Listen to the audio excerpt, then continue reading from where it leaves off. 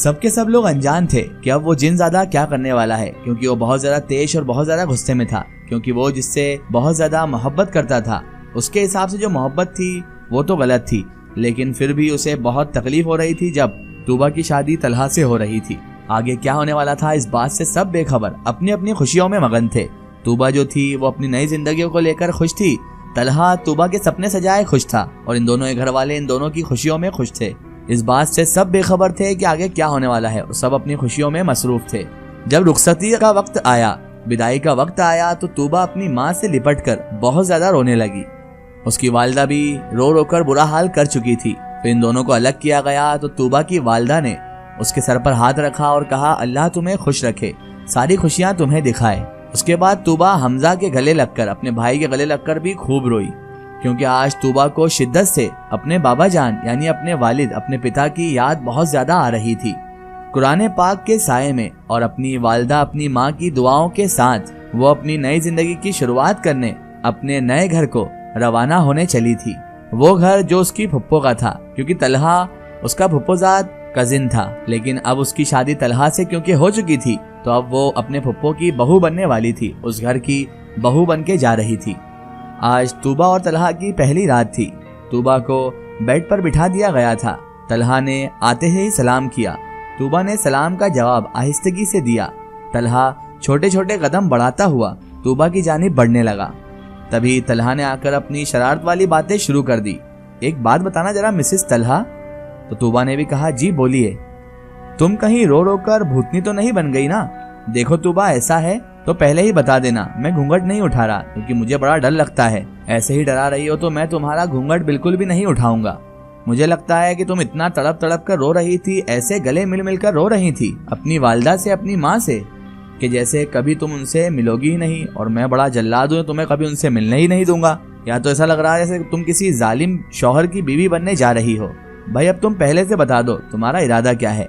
तभी तूबा हल्का सा मुस्कुराई और कहने लगी, तलहा देखो ऐसी बात नहीं है। वो हंसने लगी और तूबा ने खुद ही अपना घूंघट उठा लिया। तभी तलहा के मुंह से उसके रुखसार को देखकर बेइख्तियार निकला, माशाअल्लाह। तूबा के अल्फाज तो उसके मुंह में ही रह गए थे। वो उसको सिर्फ देखे जा रही थी, तलहा को सर झुकाकर तलहा की बातें सुने जा रही थी। उसे बहुत अच्छा लग रहा था तलहा का आज बात करना। तभी तलहा ने तूबा के हाथ अपने हाथ में लेते हुए कहा, मैं रब का बहुत शुक्रगुजार हूँ कि उसने मुझे तुमसे नवाजा है। तलहा के हाथ में तूबा का हाथ मौजूद था। फिर तलहा ने कहा, बहुत ज्यादा खूबसूरत लग रही हो तुम, किसी परी की मानिंद। दिल से तलहा ने तूबा की तारीफ की, लेकिन तूबा थी जो बेचारी बस सर झुकाए बैठी रही। वो कहती भी क्या, एक लड़की बेचारी शर्म से ही सर झुकाए बैठी रहती है।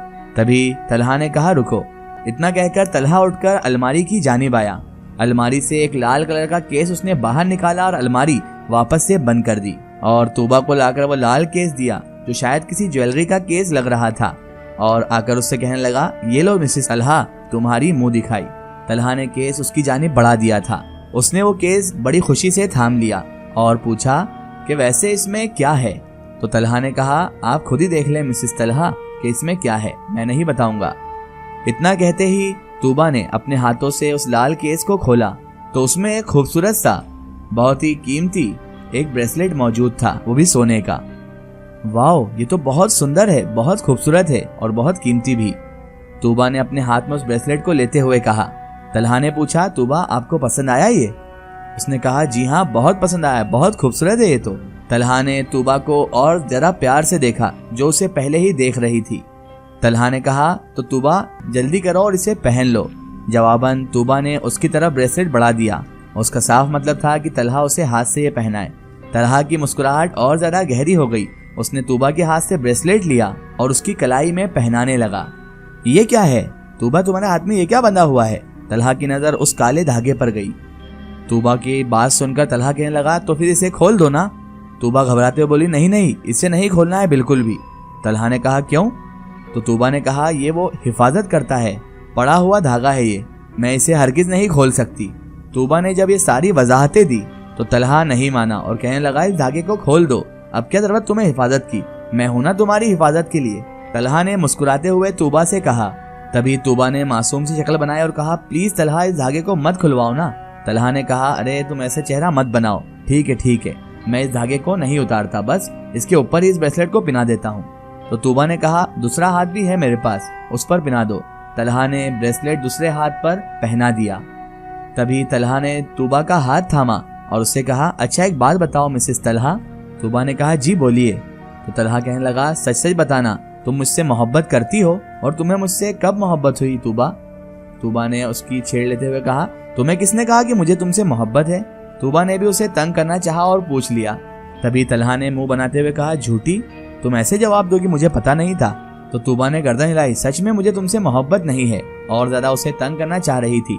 तो तूबा ने जैसे ही ये कहा तो तलहा कहने लगा, तो फिर हाँ क्यों करी तुमने शादी के लिए? जब तुम्हें मुझसे मोहब्बत ही नहीं है, प्यार ही नहीं है, तो हाँ क्यों करी शादी के लिए? तो तूबा ने उसकी और छेड़ लेते हुए कहा, ऐसे ही मैंने हाँ कर दी बस, क्योंकि मुझे पता था शादी तो करना ही है, तो मैंने सोचा कि क्यों ना तुम जैसे नमूने से ही शादी कर लूं। तूबा अब उससे बहुत ज्यादा मजाक कर रही थी और काफी हद तक वो बेहतर भी फील कर रही थी पहले से। तभी तलहा ने गुस्से से उधर आंखें घुमा ली और कहने लगा, मैं नहीं मानता। तूबा ने भी कह दिया, मत मानो, नहीं मान रहे तो। तलहा को गुस्सा आ गया, उसने कहा, बहुत बदतमीज हो तुम, दुल्हन तो लगी नहीं रही हो तुम, अभी हमारी शादी हुई है और मैडम मुझे इतनी सख्ती से बोल रही है कि मुझसे मोहब्बत ही नहीं है। तूबा ने तभी तजस्सुस से कहा, अच्छा। तलहा ने भी उसे तल्ख लहजे में कहा, जी बिल्कुल सही कह रहा हूँ मैं, तुम दुल्हन लगी नहीं रही हो। सच में तूबा, तुम वाकई में बहुत अजीब हो, एक पल में कुछ, दूसरे पल में कुछ, लेकिन तुम जैसी भी हो मेरी जान हो तुम। तभी तलहा उसे देखकर फिर से मुस्कुराया और कुछ सोचने लगा और फिर से मुस्कुरा दिया, और उन्होंने फिर अपनी मोहब्बत भरी रात भी गुजार ली। दूसरे दिन सुबह 10 बज चुके थे। तूबा तलहा को उठा रही थी। तलहा जल्दी करो प्लीज, नीचे सब हमारा इंतजार कर रहे हैं नाश्ते पर, कितना सोओगे और तुम? तूबा तलहा को आवाज दे रही थी और उठा रही थी। तभी तलहा शरारत से बोला, देखो तूबा, 10 तो रोज बजते हैं ना, आज कौन सी नई बात हुई है? कोई नई बात बताओ अगर हुई हो तो। जैसे तैसे तूबा ने तलहा को उठाकर शावर में भेजा और उसके बाद तलहा शावर लेते हुए बाहर आया और गीले बालों से ही तूबा के पीछे खड़ा हो गया और बालों का पानी उस पर गिराने लगा। तभी तूबा चिड़ी और कही, हद है, चलो जल्दी से तैयार हो जाओ अब तुम, अब जल्दी भी करो, कितने ढीले हो तुम। तूबा ने उसे जोर देते हुए कहा। तभी तलहा बोला, तौबा है लड़की तौबा, ऐसे ही चला जाऊंगा टॉवेल में खाली, अब तैयार होने में तो वक्त कुछ तो लगेगा ना, तुम भी ना। तूबा ने पलट कर तलहा को देखा जो कि बिना शर्ट टॉवेल में खड़ा हुआ था। नहीं नहीं, तुम कपड़े पहन कर ही जाओ वरना लोग मुझ पर हंसेंगे। इतना कहकर तूबा नीचे की तरफ चली गई। बहरहाल वो दिन भी गुजर गया और उसके बाद रात वलीमे के फंक्शन से फ्री होते होते बहुत ज्यादा देर हो गई थी। तूबा तो इतनी ज्यादा थक गई थी कि आते ही वो चेंज कर सो भी गई। मेरे पास आओ प्लीज, मेरे पास आओ, इधर आओ ना मेरे पास।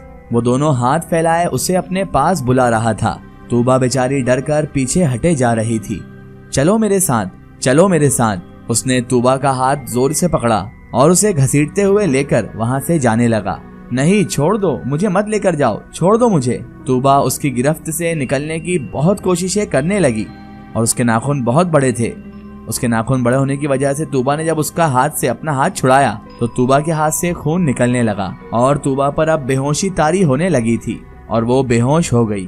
और अचानक तूबा की नींद खुली। तूबा एकदम चौंक के उठ गई। उसने आसपास जब नजर दौड़ाई, आसपास देखा तो पूरे कमरे में तलहा और उसके अलावा कोई भी मौजूद नहीं था। कमरा अंधेरे में तारीकी में डूबा हुआ था। तलहा बेखबर सो रहा था और इधर तूबा लंबी लंबी सांसें लेने लगी थी। उसने जब अपने हाथ को छुआ तो उसे ऐसा लगा कि उसका हाथ गीला हो रहा है। उसने टेबल लैंप ऑन किया और जैसे ही देखा तो उसके हाथ खून से भरे हुए थे। इसका एक स्टोरी हम देखेंगे इसके अगले पार्ट में।